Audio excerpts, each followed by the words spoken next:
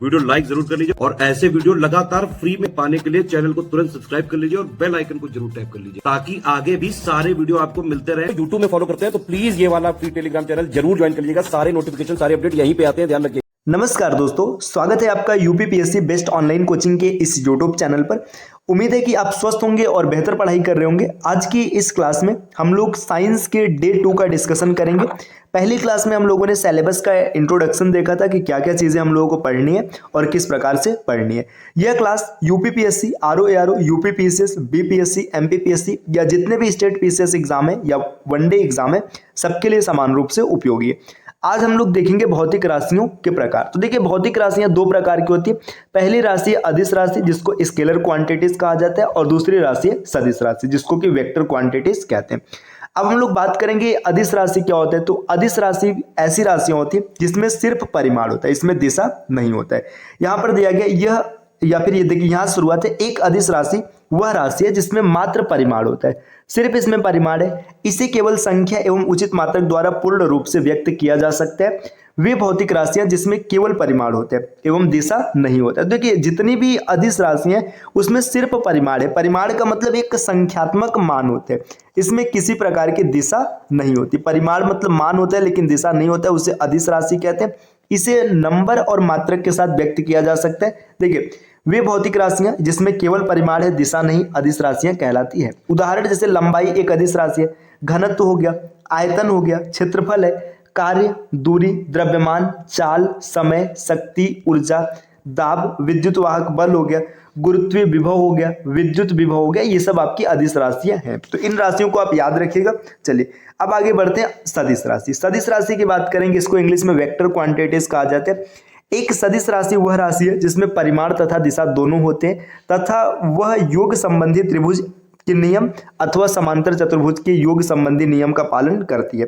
इस प्रकार एक सदिश राशि को उसके परिमाणों की संख्या तथा दिशा के द्वारा व्यक्त करते हैं। उदाहरणतः यहाँ पे देखिए सदिश राशियों के उदाहरण दिए गए, जैसे विस्थापन हो गया, त्वरण, बल, संवेग, वेग, रेखी संवेग, कोणीय संवेग, बल आघूर्ण इत्यादि। ठीक, देखिए अगर बात करेंगे सदिश राशियों के जो जोड़ने या घटाने की प्रक्रिया होती है, तो सदिश राशि के जोड़ की अगर बात करेंगे तो ये होता है, इसका formula R is equal to √a² plus b² plus 2ab cos theta. ये सदिश राशियों के जोड़ का सूत्र होता है, तो इसको याद रखिएगा। देखिए ये इसके जोड़ का सूत्र है। अगर घटाने की बात करेंगे तो R is equal to √a² plus b² minus ab 2ab cos theta, इसके घटाने का सूत्र है। देखिए इसको सदिश का योग कहते हैं और इसको सदिश का वियोजन कहते हैं। अब सदिश के गुणा की अगर बात करेंगे तो सदिश का गुणा दो तरीके का होता है।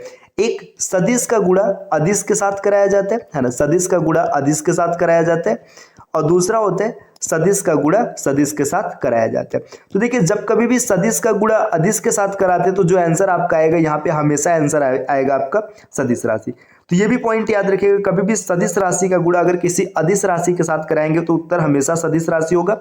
लेकिन सदिश का गुणा अगर सदिश के साथ कराएंगे तो दो परिस्थितियां, या तो आपका उत्तर अदिश आएगा या तो आपका उत्तर सदिश आएगा।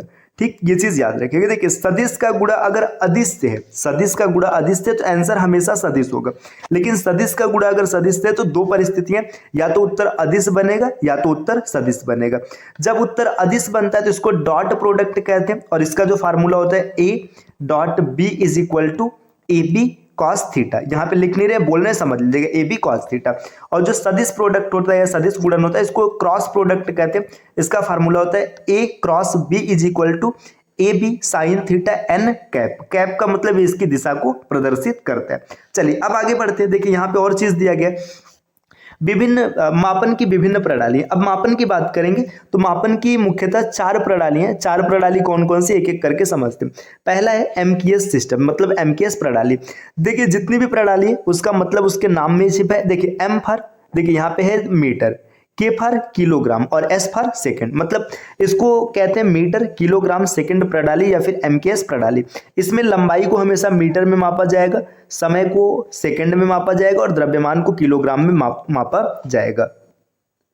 तो एमकेएस प्रणाली आप आसानी से समझ गए है ना। देखिए यहाँ पे क्या दिया, इस प्रणाली में लंबाई का मात्रक मीटर, द्रव्यमान का मात्रक किलोग्राम तथा समय का मात्रक सेकंड होता है। इंजीनियरिंग एवं औद्योगिक क्षेत्र में इस प्रणाली का प्रयोग किया जाता है। यहाँ पे प्रणाली होगा, प्रणाली का प्रयोग किया जाता है।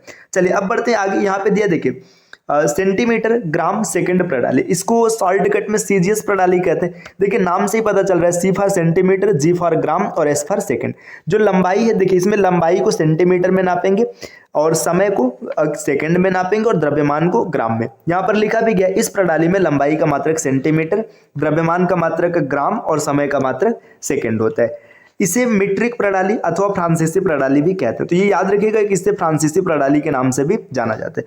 अब आगे दिया गया फुट पाउंड सेकंड, इसको कहते हैं पीएफएस या फिर एफपीएस, ये प्रणाली है ना। एफपीएस कहा जाएगा फुट पाउंड और सेकंड प्रणाली। तो देखिए नाम से पता चल रहा है कि जो लंबाई है, लंबाई का मापन फुट में किया जाएगा, द्रव्यमान का मापन पाउंड में किया जाएगा और समय का मापन सेकंड में किया जाएगा। देखिए इस प्रणाली में लंबाई का मात्रक फुट में किया जाता है ना। द्रव्यमान का मात्रक पाउंड होता है, मतलब द्रव्यमान का मात्रक पाउंड में लिखा जाएगा और समय का मात्रक सेकंड में लिखा जाएगा। ठीक, तो ये चीज याद रखिएगा। देखिए इस प्रणाली का प्रयोग इंग्लैंड में अधिक होता है, इसलिए इसे ब्रिटिश प्रणाली भी कहते हैं। उपरोक्त तीनों प्रणालियों में लंबाई, द्रव्यमान तथा समय मूलभूत राशियों के रूप में व्यक्त किए जाते हैं या फिर के रूप में लिए जाते हैं।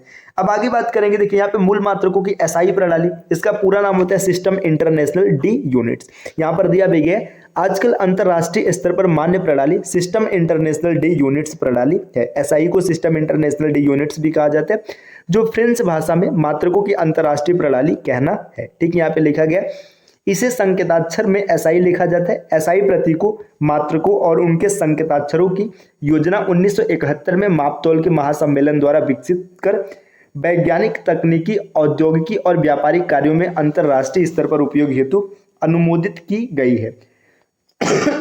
सॉरी फ्रेंड्स, देखिए यहाँ पे फिर आगे बताया गया कि एसआई की 10 की घातों पर आधारित दार्शनिक प्रकृति के कारण इस प्रणाली कि अंतरराष्ट्रीय रूपांतरण अत्यंत सुगम एवं सुविधाजनक है। देखिए बस आपको इतना याद रखना है कि एसआई का फुल फॉर्म है सिस्टम इंटरनेशनल डी यूनिट्स। इसे लागू किया गया 1971 में या 1971 से इसे प्रयोग में लाया जा रहा है। ठीक, चलिए अब आगे बढ़ते हैं। देखिए अब यहाँ पे कुछ चीजें दी गई है। देखिए यहाँ पे 7 मूल मात्रक, ये हम लोगों ने पहले क्लास में डिस्कस किया था कि मूल राशि और मूल मात्रक क्या होते हैं। देखिए अगर बात करेंगे, देखिए मूल राशि लंबाई, लंबाई का मात्रक होता है मीटर। मूल राशि द्रव्यमान, द्रव्यमान का मात्रक है किलोग्राम। समय, समय का मात्रक है सेकंड। धारा, जिसे वैद्युत धारा भी कहते हैं, इसका मात्रक एम्पियर हो जाएगा। यहाँ पे देखिए तापमान, मतलब जो ताप है, ताप का मात्रक हो जाएगा केल्विन। पदार्थ की मात्रा, पदार्थ की मात्रा मतलब पदार्थ की आणविक मात्रा, इसका मात्रक है मोल। और ज्योति तीव्रता का मात्रक है कैंडेला। देखिए जो पदार्थ की आणविक मात्रा मोल है, इसका प्रयोग सामान्यतः रसायन विज्ञान में किया जाता है।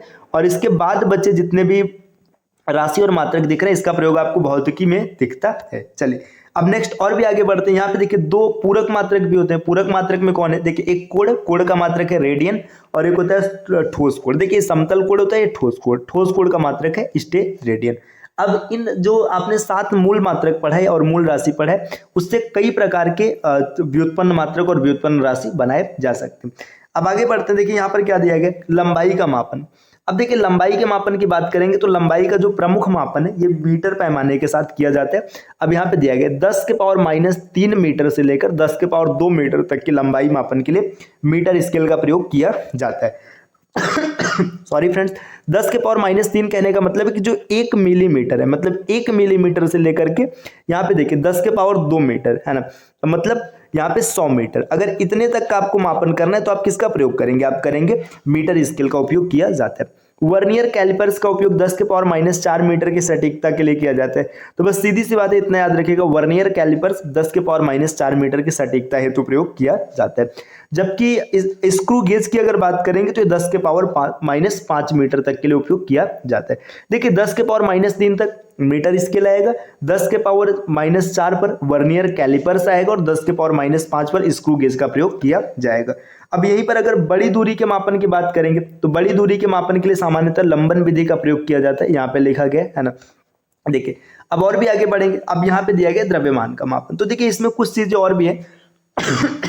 आपसे कई बार पूछ लेते हैं कि प्रकाश वर्ष किसका मात्रक है, तो ये भी चीज आप याद रखिएगा, प्रकाश वर्ष ये दूरी का मात्रक है। प्रकाश वर्ष दूरी का मात्रक है। एक्स मात्रक अगर कभी आपसे पूछेगा किसका मात्रक है तो ये भी दूरी का मात्रक है। ठीक, ये 2 नाम याद रखिएगा, प्रकाश वर्ष और एक एक्स मात्रक। ठीक, इसके बाद और आगे बढ़ते हैं। यहाँ पे दिया गया द्रव्यमान का मापन। तो द्रव्यमान का मापन किसमें किया जाएगा? द्रव्यमान पदार्थ का एक आधारभूत गुण है। यह पिंड के ताप दाब या दिक्काल में उसकी अवस्थिति पर निर्भर नहीं करता। द्रव्यमान का SI मात्रक किलोग्राम होता है और अंतरराष्ट्रीय बाट माप ब्यूरो जो है, माप तोल बोल लीजिएगा, ब्यूरो द्वारा दिए गए अंतरराष्ट्रीय मानक किलोग्राम के आदि प्रारूप विभिन्न देशों में बहुत सी प्रयोगशालाओं में उपलब्ध है। भारत में इसे नई दिल्ली स्थित राष्ट्रीय भौतिकी प्रयोगशाला NPL है ना में रखा गया। तो यहाँ पे देखिए जो अंतरराष्ट्रीय माप तोल ब्यूरो के द्वारा दिया गया पैमाना है किलोग्राम का, इसे भारत का जो दिल्ली में राष्ट्रीय भौतिकी प्रयोगशाला यहाँ पर रखा गया। अब फ्रेंड्स इस क्लास को भी यहाँ पे हम लोग रोक रहे हैं, इसको अगली क्लास में आगे बढ़ाएंगे। चलिए मिलते हैं आपसे नेक्स्ट वीडियो में कुछ नए इन्फॉर्मेशन के साथ, तब तक के लिए नमस्कार।